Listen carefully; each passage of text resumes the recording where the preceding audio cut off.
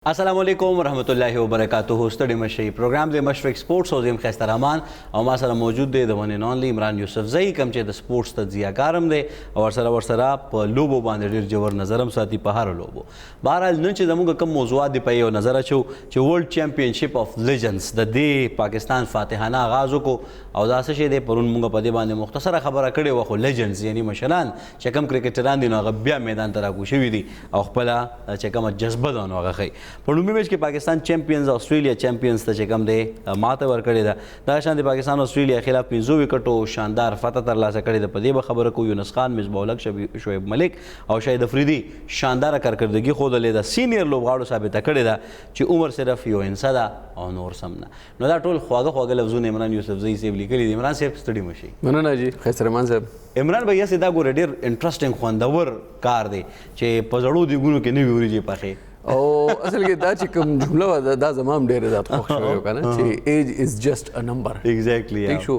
او سا پروګرام یو په روجي رانه شي کیمرې شاته عباسم خان دی هغه ته اندازه ده نو ایج از جست ا نمبر دا ثابت کړی دا شاهد افریدی یونس خان مصباح الحق او شعیب ملک زبردست پرفارمنس ہو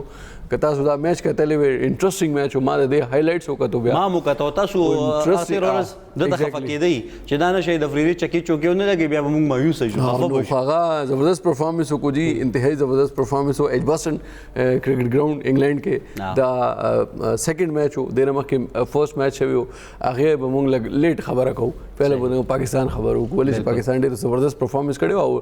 امپورټنٹ چیز خبره دادا خسرمان چې 189 رنز چیز کړی دي یعنی 190 هغه چې 9.50 سو ایوریج هغه پکارو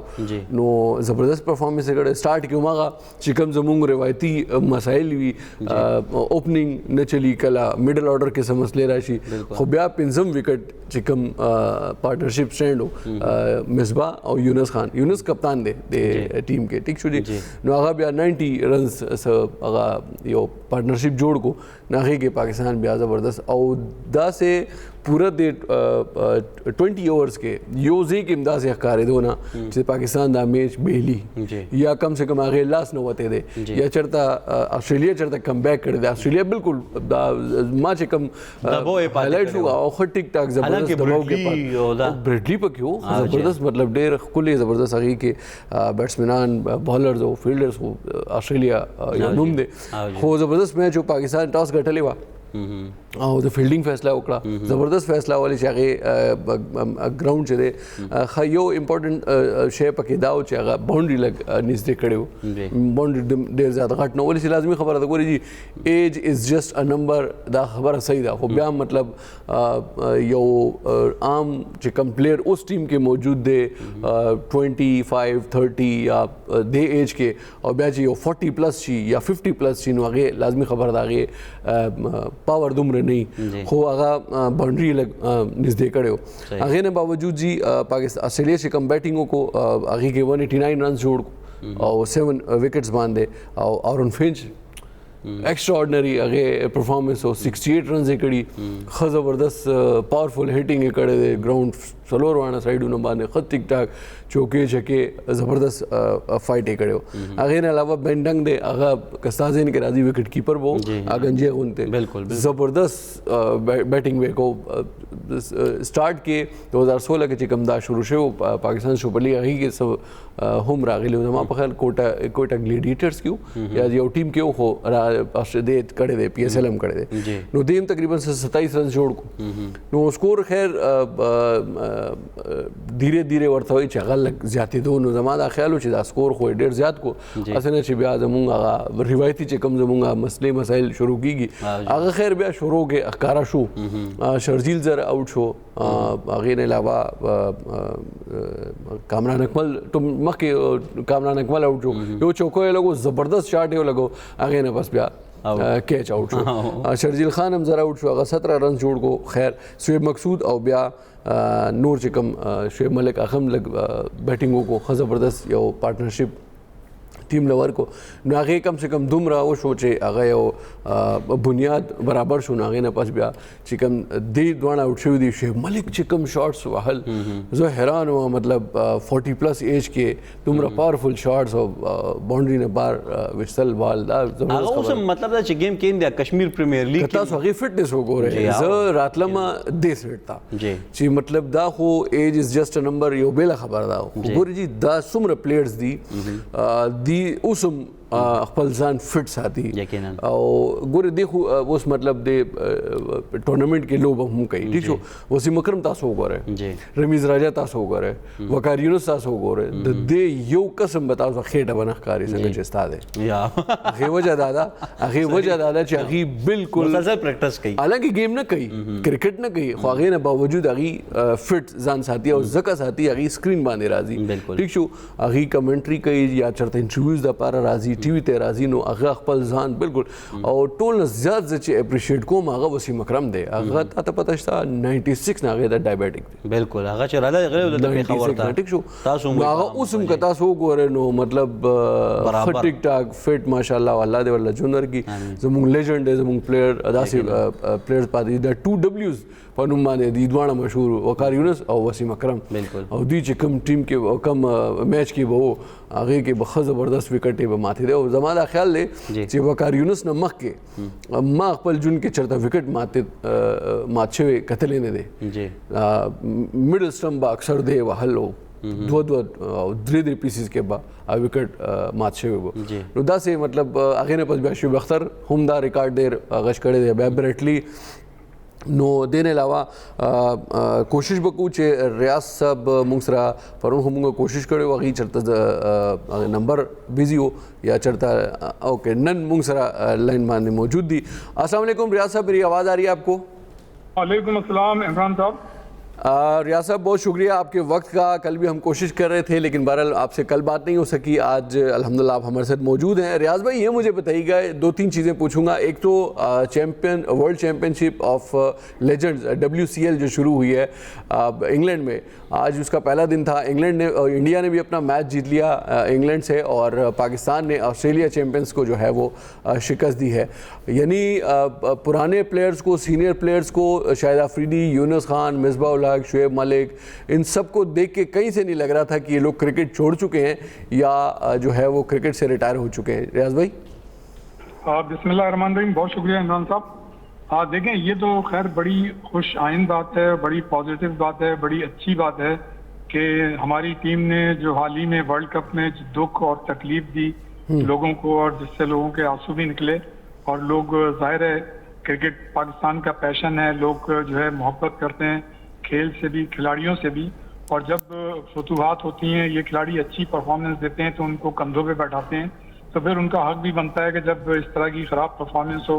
और पाकिस्तान के साथ, टीम के साथ इस तरह से हो तो यकीनन उससे बात भी करें और वो चाहेंगे कि मतलब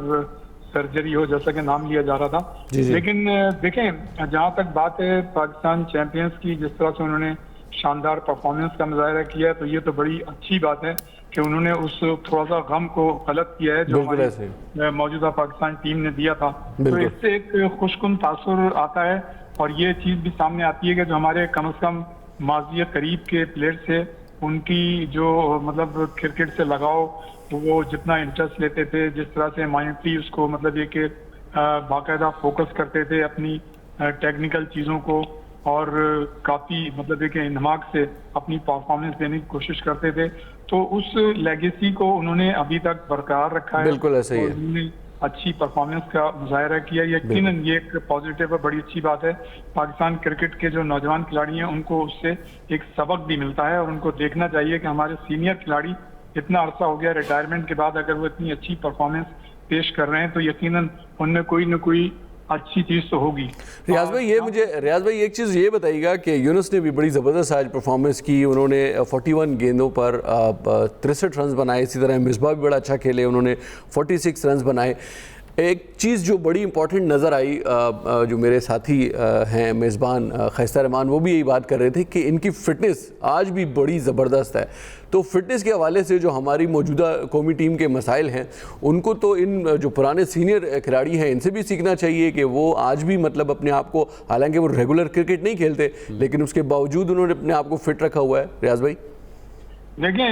इमरान साहब, ये तो हर मतलब जो खिलाड़ी होता है या कोई शख्स होता है, आम लोग भी होते हैं उनकी मतलब ये इंडिविजुअल उसकी बात होती है कि वो कितनी रिस्पॉन्सिबिलिटी फील करते हैं। बिल्कुल आपने देखा होगा, हमने बहुत सारे बुजुर्गों को देखा है कि सुबह वो पार्क आते हैं, अपनी हल्की फुल्की एक्सरसाइज करते हैं, लेकिन वो लोग जो करोड़ों रुपए महीना का लेते हैं, लाखों रुपए कमाते हैं और मुल्क का नाम उनके साथ होता है, वो कतई तौर पर उस तरह से मतलब अपनी चीजों को मैनेज कर नहीं करते जिस तरह से उनके ऊपर जिम्मेदारी है और जिस तरह से उनको करना चाहिए। तो जैसा आपने यूनुस खान की बात की, यूनुस खान तो बहुत ही बड़े प्लेयर थे और जो उनका रिकॉर्ड है मेरे ख्याल से वो शायद ही इस एज में, जो जिस एज में उन्होंने ये परफॉर्मेंस दी, बहुत ही कम खिलाड़ियों को नसीब होता है। ये इंडिविजुअल रिस्पॉन्सिबिलिटी की बात है और ये मतलब इस चीज को जाहिर करती है कि ये खिलाड़ी कितना मतलब है कि अपने आप को फिट रखने के लिए कितनी मतलब ये कठिन मराइल से गुजरते होंगे। यकीनन उनको भी शौक होता होगा कि वो जो है ज्यादा टाइम जो है सोने में गुजारें, आराम करें, लग्जरियस लाइफ है वो उससे फायदा उठाएं और मतलब वो निहारी खाएं, पाए खाएं, बिरयानियां खाएं। बिल्कुल। उसके बावजूद वो अपने आप को फिट करने के लिए, इसलिए कि उनके साथ एक पाकिस्तान का नाम होता है, मुल्क का नाम होता है, तो वो लोग अपनी चीजों को बेहतर तरीके से मैनेज करते हैं। ये इंडिविजुअल रिस्पॉन्सिबिलिटी होती है जो आज के, जैसा आपने जिक्र किया हमारी मौजूदा टीम का, सॉरी टू से विद ऑल डी रिस्पेक्ट कि शायद हमारे बहुत से खिलाड़ियों में ऐसी चीज नहीं हो सकता है, कुछ खिलाड़ी मतलब ये कि पाबंदी करते हो, इसका ख्याल रखते हो और उसको मैनेज भी करते हो। और जो आपने बात की कि हमारी फिटनेस लेवल, तो हमारी फिटनेस लेवल जो है दुनिया क्रिकेट का जो इस वक्त स्टैंडर्ड है, मेरे ख्याल से उस मेयार पे, इंटरनेशनल मेयार पे पूरी नहीं उतरती। और इसका हम रिफ्लेक्शन जो है मुख्तलिफ सीरीज में भी देखते हैं और आपने हालिया वर्ल्ड कप में भी देखा कि हमारे खिलाड़ी फिटनेस के उस मेयार पे पूरे नहीं उतरते थे। बल्कि जो साबिक हमारे कप्तान और कोच हैं मोहम्मद हफीज, उन्होंने तो ये एलिगेशन भी लगाया था कि निकी ऑस्कर और हमारे कप्तान बाबर आजम, इन्होंने बाकायदा जो यूयू टेस्ट होता था, जो एक फिजिकल फिटनेस के मेयार पे पूरा करने का एक मतलब कुंजी होती थी, उसको उन्होंने खत्म कर दिया था। तो जब आप मतलब है कि इंडिविजुअल कैपेसिटी में गैर संजीदा रवैया इख्तियार करेंगे, नॉन सीरियस एटीट्यूड इख्तियार करेंगे अपनी कौमी टीम के साथ, के अपने खिलाड़ियों को आप फिटनेस के मेयार पे जांचेंगे नहीं, तो फिर इसी तरह की परफॉर्मेंस होती है। तो मैं ये समझता हूँ कि ये हमारे जो खिलाड़ी हैं जिनके ऊपर जिम्मेदारी होती है, वो यकीनन जवाब दे हैं कि आखिर उन्होंने क्यों फिटनेस के मामले को जो है पीछे रखा, जबकि दुनिया की टीमें जो है फिटनेस को प्रायोरिटी देती हैं और वो उस पर पूरा उतरती हैं। और आपने देखा कि दुनिया भर की टीमें, हमने अमेरिका की टीम को देखा, इंग्लैंड की टीम को देखा, हमने ऑस्ट्रेलिया की टीम को देखा, इवन हमारे हमसाये में जो अफगानिस्तान की टीम है उसकी परफॉर्मेंस कितनी जबरदस्त रही है, उनके प्लेयर कितने फिटनेस है, फिट है। मैं ये समझता हूँ कि देखें वो जो है खुल के वहाँ पे अपने मुल्क में पूरी परफॉर्मेंस नहीं देते, उनको इतने मैचेस नहीं मिलते, उनका इंफ्रास्ट्रक्चर दूसरे जो तरक्की याफ्ता ममालिक हैं उनकी तरह का उनका क्रिकेट का इंफ्रास्ट्रक्चर नहीं है। लेकिन उसके बावजूद आप देखें कि उन्होंने, उनके ज्यादातर खिलाड़ियों ने या तो पाकिस्तान में ट्रेनिंग की या फिर वो आप भारत में कर रहे हैं। तो गैर मुल्क में ट्रेनिंग करना और एक अपने मुल्क में ट्रेनिंग करने में बड़ा फर्क होता है, साइकी का फर्क होता है। उसके बावजूद अगर वो जिम्मेदारियां निभा रहे हैं और जिस तरह से उन्होंने फिटनेस का मतलब मुजाहरा किया है और जिस तरह से अपने से बड़ी टीमों को उन्होंने शिकस्त दी है, तो मैं ये समझता हूँ कि अफगानिस्तान को क्रेडिट देना चाहिए उनके खिलाड़ियों का कि उन्होंने अपनी जो एक्सपेक्टेशन थी, जो लोग एक्सपेक्ट कर रहे थे, उससे ज्यादा उन्होंने, उससे कहीं ज्यादा उन्होंने बिल्कुल यकीनन परफॉर्म किया है। रियाज भाई मुझे बताइएगा, आपके शहर में भी थोड़ी एक्टिविटीज़ शुरू हो गई हैं। नेशनल स्टेडियम कराची जो तारीखी ग्राउंड है पाकिस्तान का, वहाँ पर भी कुछ एक्टिविटीज़ शुरू हुई हैं, इसलिए कि चैम्पियंस ट्रॉफी की हम मेज़बानी करने जा रहे हैं अगले साल। तो कितने कोई मैचेस हैं यहाँ पर, और ये भी बताइएगा कि उसकी तज़ीन और आराइश का काम जो शुरू किया जा रहा है तो क्या क्या उसमें चेंजिंग की जाएंगी। सुना है कि हमारा जो मीडिया बॉक्स है उसको भी तब्दील किया जा रहा है। जी बिल्कुल, देखें ये 3 स्टेडियम हैं, कज़ाफ़ी स्टेडियम है, रावलपिंडी का है और कराची का स्टेडियम। तो मैं ये समझता हूँ कि अगर पाकिस्तान में किसी भी शहर के किसी भी स्टेडियम में अपग्रेडेशन होती है तो ये बड़ी खुशी की बात है, बड़े इत्मीनान की बात है कि अगर पाकिस्तान के किसी भी शहर के स्टेडियम में कोई अच्छा काम हो रहा है तो उससे मतलब है कि ये खुशी की बात है, उसको सराहना चाहिए, अच्छी बात है। लेकिन मैं ये समझता हूँ कि हमने बहुत से जो साबिक क्रिकेटर्स हैं उनसे ये सुना है और एक परसेप्शन है कि कज़ाफ़ी स्टेडियम को जो मेन बिल्डिंग है उसको तोड़कर अगर वो बना रहे हैं तो एक ट्रेडिशनल बिल्डिंग थी। कंस्ट्रक्शन करना, अपग्रेडेशन करना कोई बुरी बात नहीं है, अच्छी बात है ऑन द होल। लेकिन अगर उसी जगह आपको कोई नई जमीन पे नया स्टेडियम बनाते हो तो आपको 2 वेन्यू ज्यादा बेहतर होता। लेकिन जहाँ तक नेशनल स्टेडियम कराची की बात है तो मैं ये समझता हूँ कि अगर आप 3 या 4 पाकिस्तान में जो स्टेडियम है उनको कंपैरिजन करें तो कराची जो शहर है इसकी आबादी भी एक अंदाजे के मुताबिक 3 करोड़ से ज्यादा है। लेकिन उसके बावजूद ये अगर आप कंपैरिजन करें लाहौर से, मुल्तान से या किसी और शहर से, तो ये स्टेडियम जो है सबसे पसमानदा स्टेडियम है और इसमें कतई तौर पर वो सहूलतें हासिल नहीं जो एक इंटरनेशनल स्टेडियम में होनी चाहिए। हम तो ये चाहेंगे कि कोयटा का भी स्टेडियम अपग्रेड हो, पेशावर का भी हो, मुल्तान का भी मजीद हो, फैसलाबाद का हो और हैदराबाद का न्याज स्टेडियम जिसमें इससे पहले इंटरनेशनल क्रिकेट होती रही और यहाँ पे इंडिया की टीम भी आई थी लास्ट 90s में, तो मेरे ख्याल से उन स्टेडियम्स को भी अपग्रेड करना चाहिए। लेकिन जो आप नेशनल स्टेडियम की बात कर रहे हैं तो बिल्कुल नेशनल स्टेडियम को होना चाहिए। नेशनल स्टेडियम में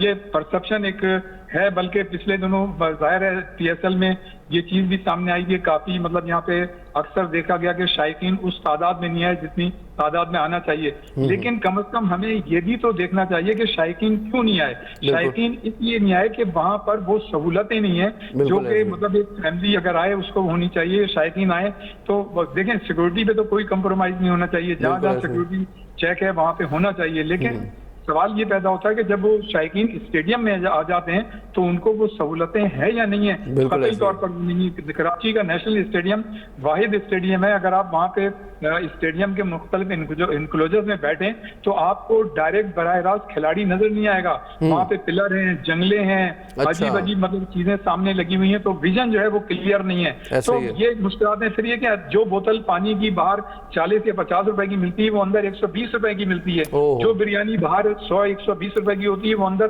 300-350 रुपए की होती है। फिर ये कि वॉशरूम की हालत इतनी खराब है कि इंडिविजुअल कैपेसिटी में अगर कोई 1 या 2 शाय के लड़के आए वो तो बर्दाश्त कर लें, लेकिन अगर कोई फैमिली के साथ या बच्चों के साथ आए तो वो उन मतलब वॉशरूम को इस्तेमाल नहीं कर सकता। तो हमें सहूलतों पर भी तो नजर रखनी चाहिए। लेकिन मैं ये समझता हूँ कि जिस तरह से नेशनल स्टेडियम कराची को अपग्रेडेशन होनी चाहिए थी शायद उस तरह से नहीं हो रही। और आपने बिल्कुल सही कहा कि जो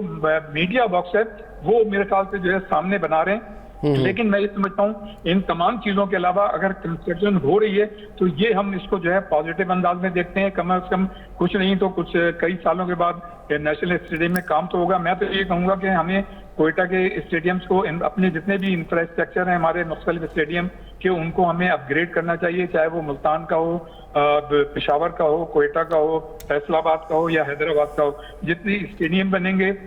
जितनी सहूलतें होंगी तो आप वहाँ पे इंटरनेशनल क्रिकेट कर सकते हैं। वैसे रियाज साहब, इमरान साहब, इस मैं भी एक सवाल पूछना चाहूँगा कि इस दफ़ा तो ज़ाहिर बात है कि वज़ीर दाखिला भी हैं और पाकिस्तान क्रिकेट बोर्ड के चेयरमैन भी हैं, यानी हुकूमत में भी स्टेक होल्डर हैं और पाकिस्तान क्रिकेट बोर्ड में भी। तो अब उम्मीद की जा सकती है कि इस दफ़ा कोई अच्छी मतलब इस ग्राउंड्स के हवाले से हुकूमत में कोई अच्छे इकदाम हो। और बिरयानी तो अच्छा है कि ग्राउंड में महंगी मिले वरना फिर खिलाड़ी ज़्यादा खाएंगे। अच्छा देखिए बड़ा अच्छा सवाल है आपका। देखें इसमें तो कोई शक नहीं, अगर एक कोई भी शख्सियत अगर वो चेयरमैन भी है, वजीर दाखिला भी है, सेनेटर भी है, तो इसका एक पॉजिटिव असर तो ये होगा कि बहुत से काम जो है वो आसानी के साथ आसानी से हो जाएंगे जी। और इसका एक नेगेटिव असर ये है कि आप अगर आपके पास 3 जिम्मेदारियां हैं तो क्या आप तीनों के साथ इंसाफ कर रहे हैं या नहीं कर रहे हैं, तो ये वो अलग अलग क्वेश्चन है। लेकिन बहरहाल ये शख्सियत पे होता है कि वो किस तरह से कर रहे हैं। और जहाँ तक मौजूदा चेयरमैन की बात है तो ये तो कम से कम हमने देखा है कि वो हर जगह मौजूद होते हैं, नजर आते हैं। तो मैं ये समझता हूँ कि बिल्कुल देखें अब तो मौजूद होना सर काफी होगा कि नहीं, इकदामात भी कुछ नजर आ रही हैं अमली तौर पे? जी बिल्कुल, मतलब ये कि देखें टाइमली, मतलब ये कि जैसे हम देख रहे हैं कि शेड्यूल भी आ गया है उसका, मतलब हम देख रहे हैं कि इंडिया की टीम के भी आने के आसार हैं। बड़ी पॉजिटिव चीज़ है, इसका मतलब एक बैकडोर डिप्लोमेसी पे काम हुआ होगा, ये एक अच्छी बात है। फिर ये कि स्टेडियम्स जो हैं सही वक्त पे उनको अपग्रेडेशन के लिए कंस्ट्रक्शन जो है शुरू हो गई है। लेकिन इसको आप ये देखें कि 24 घंटे काम हो रहा है, ये भी अच्छी बात है। लेकिन हमको जो है फ्यूचर के लिए, लॉन्ग रन के लिए हमें देखना होगा कि अगर हम इतनी जल्दी इन स्टेडियम्स का अरबों रुपए का काम करा रहे हैं तो ये लिंगर ऑन होगा, मतलब इसकी मतलब जो है ये काफ़ी मजबूत बनेगा, या ड्यूरेबिलिटी होगी, जो कंस्ट्रक्शन हो रही है आगे कई सालों तक ये काम आएगी ये चीज़, तो हमें ये देखनी होगी। रियाज भाई फाइनली ये मुझे बताइएगा कि पाकिस्तान और इंडिया को हम किस तारीख पर जो है अपने ग्राउंड में, और मेरे ख्याल से उनके तमाम मैचेस लाहौर में हो रहे हैं, तो कब हम उनको देख सकेंगे एक्शन में आमने सामने पाकिस्तान में? देखें, ये तो बड़ा अच्छा होगा कि अभी तक तो हमें जो मतलब जराए हैं और इंटरनेशनल जो हम क्रिकेट को देख रहे हैं और अपने खत्ते की क्रिकेट को देख रहे हैं, और जो मतलब सारा माहौल हमने देखा है, तो उससे तो यही तासुर मिलता है कि इंडिया की टीम बिल्कुल इंशाल्लाह आएगी। और जिस तरह से एशिया कप में हाइब्रिड मॉडल पे चली गई थी वो नहीं होगा, इसलिए कि वो अगर नहीं आई तो ड्रॉस का तो ऐलान हो गया है। तो मैं ही समझता हूँ कि वो टीम आएगी, 7 मैचेस लाहौर में, और ये एक्सपेक्ट किया जा रहा है कि 1 मार्च को जो है शायद पाकिस्तान और इंडिया को जो है टाकरा होगा। कराची में 3 मैचेस हैं, फिर ये कि पिंडी में 3 मैचेस हैं। तो मैं ये समझता हूँ कि देखें, पाकिस्तान क्रिकेट बोर्ड जो है वो बोर्ड है जिसने 1987 में एक वर्ल्ड कप कराया था। उस वक्त आरिफ अब्बासी जो थे वो जाहिर है उसके सेक्रेटरी थे, और उस वक्त जो थे पाकिस्तान क्रिकेट बोर्ड में टोटल मिला के पूरे पाकिस्तान में 10-12 लोग होते थे, जबकि उन्होंने एसोसिएशन के साथ मिलकर कराया था। फिर 96 का हमने वर्ल्ड कप कराया, तो हमें तजुर्बा तो है और वो लोग भी मेरे ख्याल से हैं अभी। तो मैं ये समझता हूँ कि मौजूदा क्रिकेट बोर्ड को वो उस वक्त 87 और 96 के जो लोग हैं जिम्मेदार, अगर उनको भी अपने साथ मिला लें और उनके तजुर्बे से फायदा उठाएं, तो ये भी मैं समझता हूँ कि बड़ा अच्छा होगा। लेकिन मैं ये समझता हूँ कि चैंपियंस ट्रॉफी इंशाल्लाह ताला कामयाब होगी, भारत की टीम जो है वो आएगी, और पाकिस्तान इसको बेहतरीन तरीके से मैनेज करने की न सिर्फ सलाहियत रखता है बल्कि उसको मैनेज भी करेगा। लेकिन मैं समझता हूँ कि उसके साथ साथ पाकिस्तान क्रिकेट बोर्ड पर भी, पाकिस्तानी खिलाड़ियों पर भी ये जिम्मेदारी आयद होती है कि जिस तरह से हमने 2021 के वर्ल्ड कप में हम परफॉर्मेंस दे सकते थे, नहीं दिए। फिर 2022 के वर्ल्ड कप में हम ऑस्ट्रेलिया में इंग्लैंड से हार गए। फिर अभी आप देखें कि हम इतनी मतलब दोनों मैच इंडिया से और हम अमेरिका से जीते हुए मैच हार गए। तो हमें इस जानिब तवज्जो देनी होगी। और इमरान भाई, जो आपने अपने एक क्वेश्चन में कहा था कि हमारी फिटनेस का लेवल जो है वो बहुत खराब है, तो मैं ये समझता हूँ कि हमें फिटनेस पर जो है वो सबसे ज्यादा तवज्जो देनी होगी। उसके साथ साथ हमें मेरिट पे तवज्जो देनी होगी, उसके साथ साथ हमें डिसिप्लिन पे तवज्जो देनी होगी। अगर हम मेरिट, डिसिप्लिन और ये फिजिकल फिटनेस पे जोर दें, तो मैं ये समझता हूँ उसके साथ साथ हमें नेक नियति का दामन नहीं छोड़ना पड़ेगा। अगर ये 3-4 चीजें हमने कर ली तो यकीनन हम जो है फतहयाब होंगे। और बहुत शुक्रिया रियाज भाई, बहुत बहुत शुक्रिया आपके कीमती वक्त का, आपकी कीमती राय का, और इंशाल्लाह आइंदा भी आपसे हम आपकी कीमती राय से मुस्तफीद। बहुत बहुत शुक्रिया। रियाज साहब हमारे साथ मौजूद थे। खैर रहमान साहब खुली खबर हो कि 2000 वर्ल्ड कप पाकिस्तान के होस्ट करे थे, और दी शक निश्ता थे पाकिस्तान दा सलाहियत लरी मुंगा चैंपियंस ट्रॉफी हम होस्ट को इशू, और इंशाल्लाह उम्मीद दादे 2025 के 19 फरवरी नवाला तर 9 मार्च पोरे बदा चैंपियंस ट्रॉफी पाकिस्तान की इमरान भाई पति बहुम खबर कहूँ चे दा पाकिस्तान क्रिकेट बोर्ड का मिसाल पे तौर हुकूमतों जिम्मेवारी हुई चे कम हुकूमतों दा ग्राउंड जोड़े वो बोर्ड दुमरा ढेर पैसे गटी दुमरा सरमाया वर सर बिया पदी ग्राउंडों बांधे अगी पखपल निगरानी के वाले कारण कई पदी बांधे नजर चौको धमे न पस मुंग सरो से।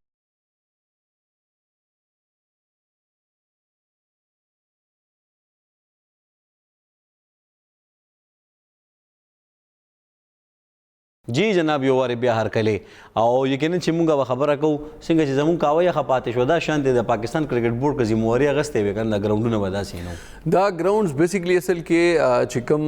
मुख्तलिफ सूबाई हुकूमतों ने इदागी सराई स्पोर्ट्स बोर्ड सराई और स ग्राउंड्स दा सीधी चगा पीसीबी सरा वो गलत है पर कार दावा च सुमा द क्रिकेट मैदानों ने दिखट च पाई के इंटरनेशनल लो बकी गेल का पाकिस्तान क्रिकेट बोर्ड यो जिम्मेवार अथॉरिटी दा न का मिसाल पे तौर पर द शुरू न दा यो सिलसिला रवान है दी के दा सीधे बेशक च बकी सूबाई हुकूमतों स्पोर्ट्स बोर्ड ने पाके ना ना दी के दा सीधे गोरे जी च सुमरा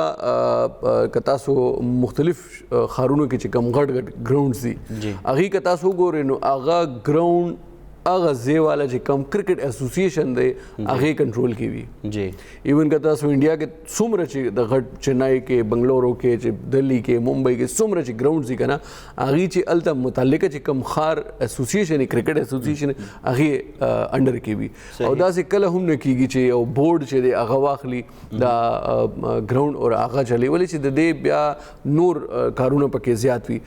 बोर्ड हो गोर जी आगा और इवेंट राजी या टूर्नामेंट राजी आगा भयो मैच दा पा रहे 2 मैच दा पा रहे या सलोर मैच कालते उस पिंडे के 5 मैचों ने दी د چیمپئنز ټرافي کراچي کې 7 دی او کراچي کې 3 دی او لاهور کې 7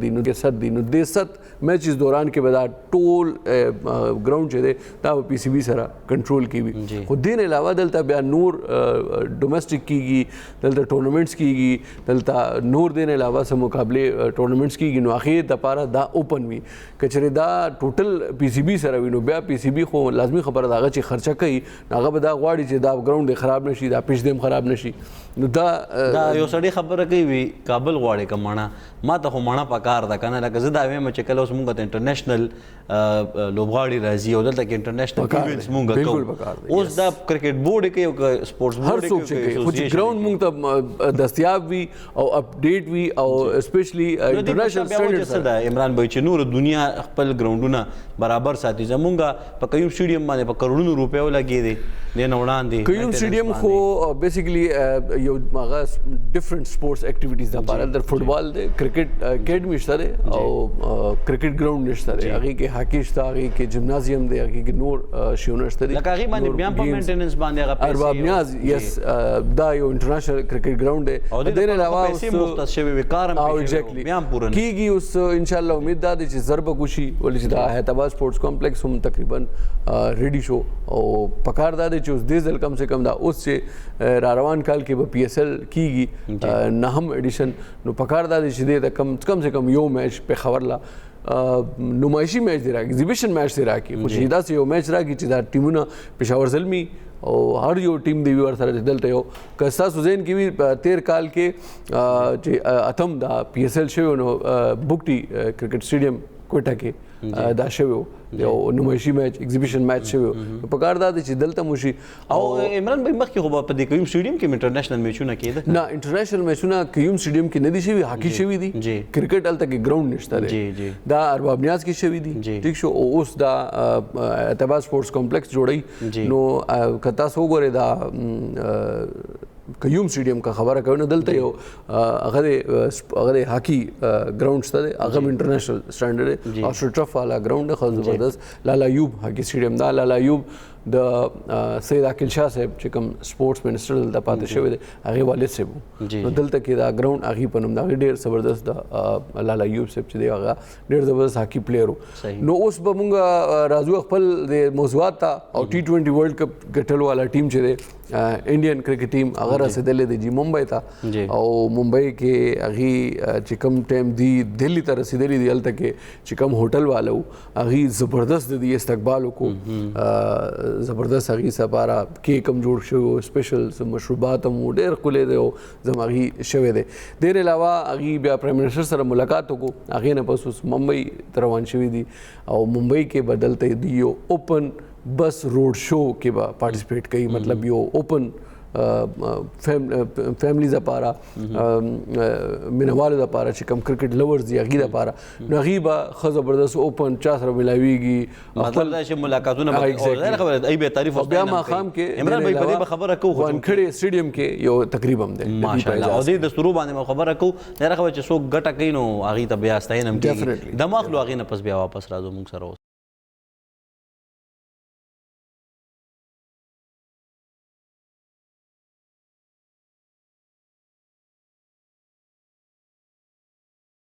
جی جناب یو واری بیا هرکلې او مونږه خبره کوله چې څوک ګټه ترلاسه کوي نو هغې دپاره ښکلي خوراکونه تیارېږي نه لازمي خبره مونږه څه ګټه کوو چې نو ګټه به کوو او یو بل اصل کې بعض ټایم داسې وي چې مونږ کله پریډکشن کوو هغه هم صحیح شي چې کله پروګرام کې داسې یو خبر وکړو هغه هم چېرته صحیح شي نو چا خو د تیکو څه خبره هم کړې وه نو تیکې خو به وشي خو ستا ذهن کې وي نو پرون تا یو خبره کړې وه چې دا ریپورټ لیک کېدی شي که نه ریپورټ ګیری کرسټن چې کوم هیډ کوچ دی هغه جمع کړې وه نو هغه خو لیک نه شو هغې نه مخکې سینیر مینیجر چې دا قومي کرکټ ټیم دا وهاب ریاض هغه یو ریپورټ دې نه مخکې جمع کړی و چیرمن پی سی بي ته امکان دا دی خدشه دا ده چې هغه چېرته لیک شوی دی نو خیر هغې کې چې کوم مین پوینټ دی هغه دا دی چې پلیئرز یې ډېر په مهارت سره لوبه نه ده کړې او هغې نه علاوه هغې خپلو کې کوارډینیشن هم فقدان و او چې کوم پلان هغې جوړوي هغې باندې چې کوم ایگزیکیوشن کیږي هغې کې هم فقدان ښکارېدو دا هماغه خبرې دي چې مونږ دې نه مخکې کولې نو داسې څه خاص نو خدا امپورټنټ خبره دا ده چې وهاب ریاض او د چیرمن پی سی بي دی خپلو کې ډېر کلوز وو دینه مخکې او وهاب ریاض د سیټ باندې راغلی ډېر په مینه محبت سره راغلی وو چیرمن صاحب یې راغوښتي وو هغې نه پس اوس هغې ترمنځ چې کوم فاصلې دي هغه لږ زیاتېږي لګیا دی هغې کیدای شي نور څه وجه وي خو 1300 ورځو کې د 3 هفتو کې د دې چې خپل کم مشاورت شوی دی کم خپل ان پی سی بي چې کم مشاورت کیږي ان بورډ نو هغې کې وهاب ریاض ته متو کړی نه دی مطلب هغه پکې شامل نو نو هغې نه بیل او بالا چې کوم ورته وایي مشاورت شوی دی نو کیدای شي دی کې دا هم یو امکان ظاهر کیږي چې وهاب ریاض ذرایع دا وایي چې دا سرجري والا چې کومه کیسه ده دا به ټیم مینجمنټ نه به شروع کیږي نو اوس ګورو چې دی کې څه حده پورې هغه سچائی ده حقیقت دی خو دا دی چې 13 هفته چیرمن صاحب هم لاهور کې او وهاب ریاض هم لاهور کې هغې نه باوجود هغې ملاقات هغې خپلو کې نه دی شوی یا نه دی شوی یا هغه نه دی کړی خو څه کیسه به وي خو اوس وهاب ریاض صاحب هغه خو انګلینډ کې دی ورلډ چیمپینشپ اف لیجنډز والا چې WCL کم ټورنامنټ هغې کې هغه نن وکټ هم اخیستی دی زبردست یو وکټ اخیستی دی هغې کیچ سهیل تنویر په باونډري کې نیولی نو زبردست یو هغه وکټ هم اخیستی دی خو فلحال هغه انګلینډ کې دی 2 هفتې پس به راځي نو کیدای شي هغې نه پس چېرته ملاقات کېږي نو هغه ملاقات کې اوس څه تبدیلیانې راځي ټیم مینجمنټ کې څه تبدیلیانې راځي نو دا هفتې پر اوس پی سی بي ګورننګ باډي اجلاس دی صحیح دې اجلاس کې به پته لګي هفتې د ورځ چې دی هغې باندې به پته لګي چې کم کھلاړي ټیم نه هغه کېږي بار کیږي او مینجمنټ کې څه تبدیلیاں راځي مطلب دا چې دوی وړومبي د سرجري د مینجمنټ نه شروع کوي په لوړو ختمي دلته شروع کوي دین علاوه یو امپورټنٹ زبردست یو پرفارمنس شوی دی جی سعودي عرب د خار دی ریاض دلته کې او پاکستان چې دی دلته کې دویم ځل باندې دا ایشین انډر 21 سنوکر چیمپینشپ ګټلی دی دویم ځل ځکه چې 13 کال هم دا چیمپینشپ مونږ ګټلی وو ٹھیک شو جی او دې کې حسنین اختر دی د پاکستان هغه دفاعي چیمپئن هغه هم پاکستانی دی احسن رمضان هغې له شکست ورکړی دی 4-3 فریمز نه ٹھیک شو جی او د احسن رمضان چې دی دا ینګسٹ سنوکر چیمپئن دی دنیا کې سیکنډ نمبر باندې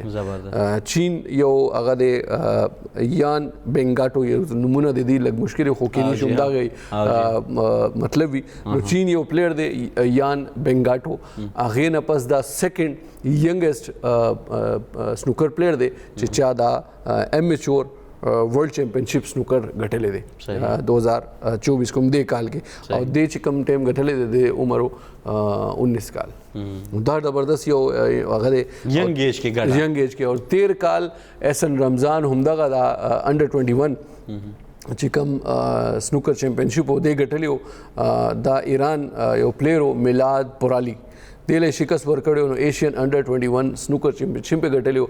دې ځل هغې نه پاکستاني یو بل پلیئر دی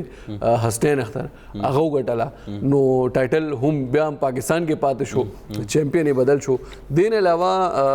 چې دی هغه خسرمان صاحب ایشین 6 ریډ ټایټل چې دی چیمپئنشپ چې دی ایشین 6 ریډ دا 6 ریډ که تاسو کتلی سنوکر کې چې کوم بالز وي ریډ والا هغه 15 وي صحیح خودی کې اکثر داسې 6 ریډ بال چیمپئنشپ ټایټل هم کیږي هغې کې صرف 6 بال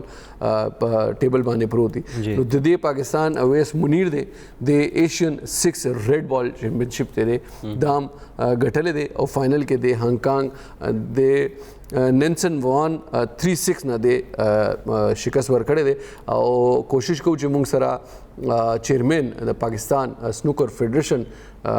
غی پر لائن راشی نو غی سر وزیر خبریں کو السلام علیکم عالمگیر صاحب یہ مجھے بتائیں کہ بڑی زبردست پرفارمنس رہی ہے ہمارے کھلاڑیوں کی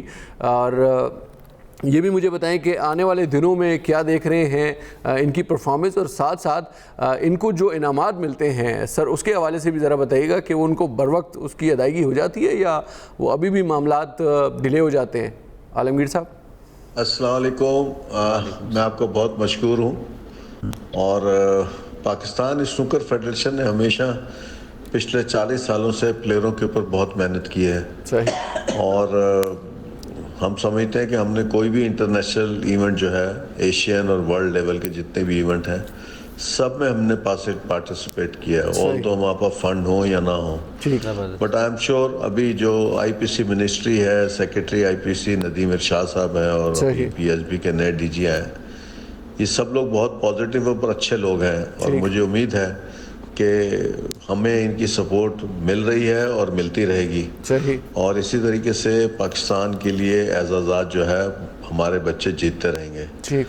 बस मेरी एक ही इनसे दरख्वास्त है कि मेडल टैली जो है ये प्लेयरों को इनामात मिल जाने चाहिए जीतने की सूरत में,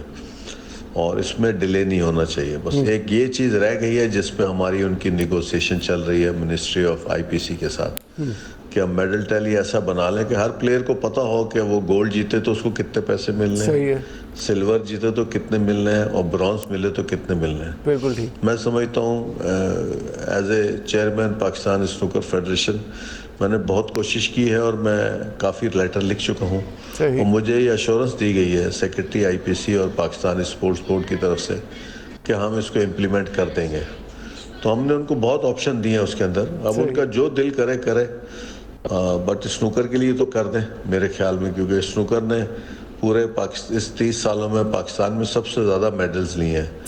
42 फेडरेशंस हैं, यानी 42 गेम होंगे मेरे ख्याल में। इन सबसे ज़्यादा मेडल्स अगर किसी के भी हैं जिसका कोई रिकॉर्ड ही नहीं है,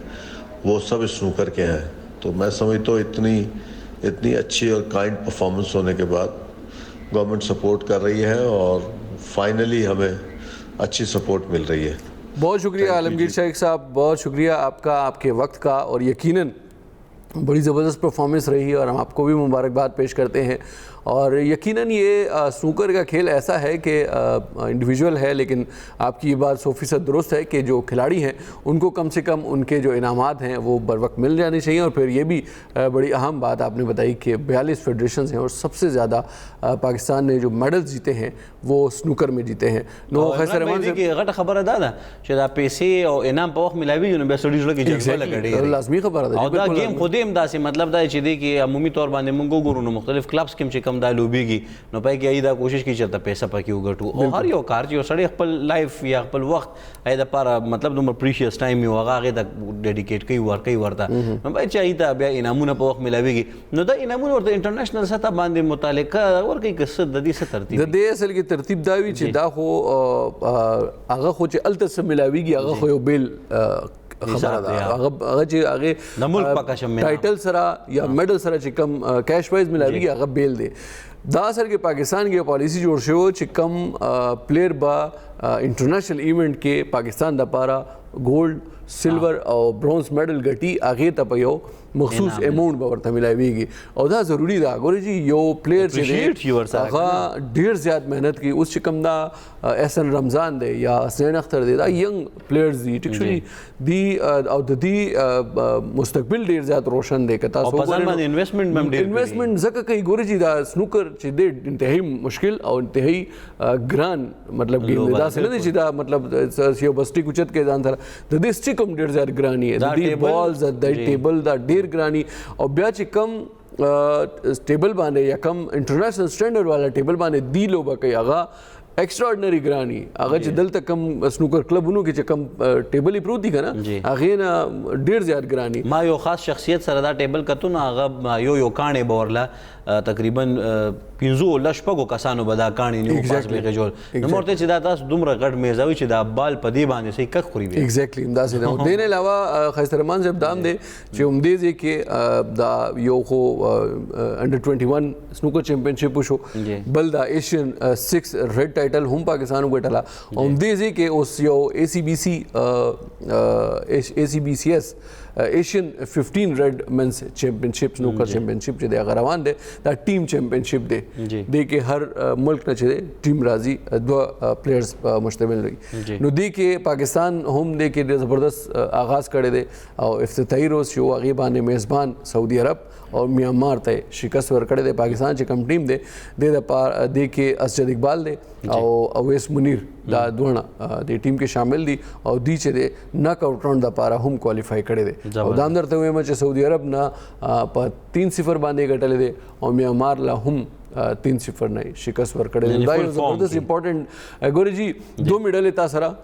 جی 2 گولڈ سلور دا راله او ټیم چیمپئنشپ کې کا هم دی مطلب پرفارمنس کوي نو اوس دا یو ډېر اهم کامیابی زکه ده چې انټرنیشنل لیول باندې او ایشین لیول باندې چې کوم زمون او مونږ د دې ټورنمنت وټل دی کستا ذهن کې راځي 94 کې محمد یوسف چې کوم سنوکر زمون هغه پلیئر هغه ورلد کپ ګټلیو دا یو ډېر غټ اوس دا احسن رمضان چې دی دا ډیر ینګ پلیئر دی او انتهایی زبردست پلیئر دی مطلب د دې باره کې چې کوم انټرنیشنل پلیئرز دي یا انټرنیشنل ریفریز دي هغې دا وایي چې د دې گیم لایک ایکسټراډنري گیم دی او دې چې کوم سټایل سره او مطلب کوم انداز کې دی گیم کې څومره اصل کې سنوکر بنیادی طور باندې د نروز گیم دی بالکل تاسو به خپل اعصاب ډیر په کنټرول کې بساته او تاسو یو خو تا دا پته چې ستا شارټ نه پس به بال چرته ځي کیو بال به چرته ځي سپین بال چې دی هغه به چرته ځي نو دا کته ته پدې او تاسو که مونږ اکثر دا گیم ګورو چې کوم پلیئرز یې هغه داسې ایگزیکټلی بال د پاره پوزیشن جوړیږي چې ته وایې چې لاس نه اوچت کړی دی او دلته یې ایښی دی نو هغې ته دومره اندازه وي چې د دې سپیډ به څومره وي او د دې دا چې کم هټ کوي بل بال ته دا سپیډ څومره پکار دی واپس به راځي کم زیر ته به راځي نو دا اوس رونی اوسلیون یو سنوکر عالمي چیمپئن پاتې شوی دی اوه ځل نو هغه زبردست هغې گیم تاسو وګورئ نو دا چې کوم ماشوم دی احسن رمضان د دې تاسو گیم وګورئ اکثر پلیئرز او اکثر چیمپئنز چې دي هغې دا وایي چې د دې گیم کې مونږ ته رونی مطلب هغه اکثر ښکاري نو دا یو ډېر غټ مطلب ډېر غټ اچیومنټ دی او ډېر غټ اعزاز خبره ده نو پکار دا دی اوس چې کوم عالمگیر شیخ صاحب چې کوم خبره وکړه چې کم سے کم د پلیئر ته هغه انعام چې اوس حکومت اعلان کړی وي نو او دا کم سے کم مخکې نه یو شی طے شي چې یو پالیسی تاسو جوړ کړئ دا سپورټس پالیسی ډېر وخت نه مونږ اورو چې جی سپورټس پالیسی بنائیں گے سپورټس پالیسی بنائیں گے او سپورټس پالیسی به څه وي هغې کې همدغه شی پکار دی چې یاره یو